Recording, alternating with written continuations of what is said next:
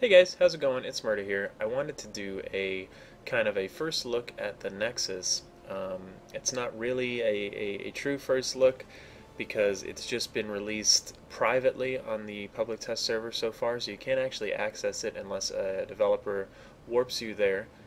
Future Crew and Nuck and TIW and some other guys that we pulled together had the honor of being able to preview it last Thursday night, courtesy of Matt Higbee, and we set up a pretty fun, just like just for fun event, 48v48 on the continent.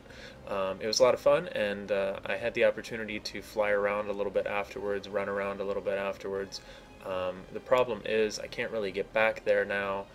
There's no respawn points or anything like that, so I don't quite have the freedom to do a full flyby or infantry related overview like I was able to with Hassan or ItZMuRdA or something like that. So I just wanted to start by saying that, and saying that this video might be a little bit chopped up in different parts. I'm going to try to take the footage that I had and then re-commentate over it.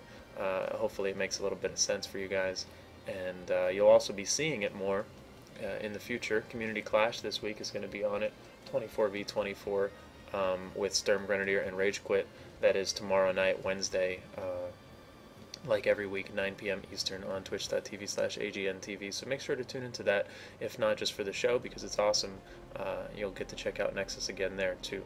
So I'm going to go ahead and just take a quick look at the map here, and then we're going to break into some flyby overview that I'll try to commentate on from the other night, and then there'll be part 2 of this video will be the infantry overview. It's not going to be every base, unfortunately, but it will be, you know, most of the ones that are differentiate from one another, or the ones that I think are pretty friggin' cool for infantry, and show you those a little bit. So this is the map. You have the 2 warp gates on either side, northeast and northwest, or southwest, excuse me. So it's not set up for 3 empires, if you didn't know that. It's set up for 1 empire versus another. It's a quarter of the size of a current continent. But it's still pretty massive when you think about cutting 2,000 players down into a quarter. That's 500, but instead here you only have 96. So it's actually, you know, like 1/5 of the amount of players that you would expect to have for how much terrain and you know, geographical area it covers. So you have 1 empire start in the top right, 1 starts in the bottom left. It's pretty mirrored for the most part. You've got the Alpha and the Omega bases, which are the main bases, the only ones connected to the warp gates. These bases are essentially the stronghold, the important point that you can't lose. If you lose your Alpha base, if you're the Southwest team, or if you lose your Omega base, if you're the Northeast team, you lose, you know, the match. That's the win condition for the opposing team to capture. They are really difficult to capture. They've got shield generators in and of themselves that protect the main point, the A point at that base. So they're like a massive base, but it's only a 1-point base that's protected by shield gens. They're really tough to cap, and I don't expect you'll see a lot of those during actual matches. Actually get capped, I mean. The lattice is a little bit interesting.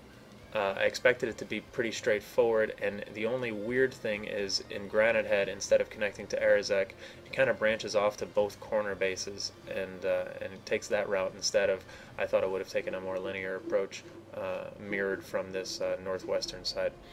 But nonetheless, that's what the lattice looks like for the continent, and I guess it's more or less a hex cap, if you will.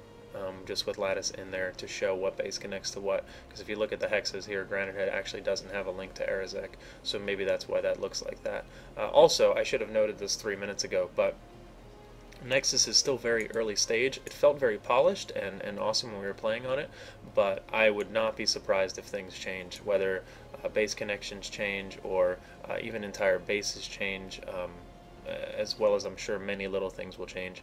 So don't quote that this is going to be, you know, how it looks or how it's set up when it comes out. They're going to be getting a lot of feedback from the Community Clash, and maybe the War Report as well. I'm not sure if they'll be on that too. So don't think that this is exactly how it's going to come out. Anyway, you've got some mirror bases over here in these 2 corners, Hydroponics Compound and Nexus Secure Substation. They're kind of like this rectangular base, and they are damn near identical when you're fighting at them, I guess to give some more symmetry to both sides. Same deal up here with these ones, Slate Canyon Hold and Ancient Pass. You can even see based on the map that they are pretty close to being an identical setup as well. And you'll see those in the flyby. The Alpha and the Omega, I should have said that too, but again, obviously pretty much identical bases. So you've got kind of mirrored bases on each opposing side up here. And then the 3 bases in the middle are unique completely. Bitter Gorge Garrison is kind of like this really expanded base, looks very reminiscent of what you'd see on modern ItZMuRdA 2.0, and we'll show you more about that on the flyby. The Granite Head Reactor is the base you've seen in the official Nexus preview, where it's like deep down in this canyon, this valley, this whatever you want to call it, with just an entrance from this side, a very narrow entrance, and another narrow entrance from this side, unless you fly above it and drop down in, you know, over these kind of snow cliffs that are up here.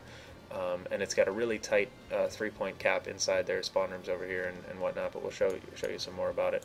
And then my favorite base, Arizek Satcom, is a really like modified tech plant. Like this main building is your main tech plant building, and this is the spawn room, and these are some of, you know, your typical other buildings that you're familiar with. But the main tech plant is not just copy paste the tech plant. It's actually blown up quite a bit. It's got a really cool point on the roof. The A point in the middle is different than what you normally expect. They've got you know, that kind of area is blown up a bit, and there's additional points of cover and just kind of wide open spaces in there. And then the other point is down where like the equipment terminal would be in a tech plant, and that's a pretty cool fight too. So I'm really looking forward to that base. But without further ado, that's what the map looks like. Just to give you a general feel for where everything is. You can go from point to point pretty quickly as you're walking around, as you're flying around, as you're driving around. But when you have 48 versus 48, it still feels like a really massive arena. Like when you're up here fighting at this base, you know, there's so much more that is still important. So it's going to be interesting, I think, to see the macro strategy that comes into play when you have to take 48 guys and give them 9 bases to cap. But anyway, let's get into the flyover.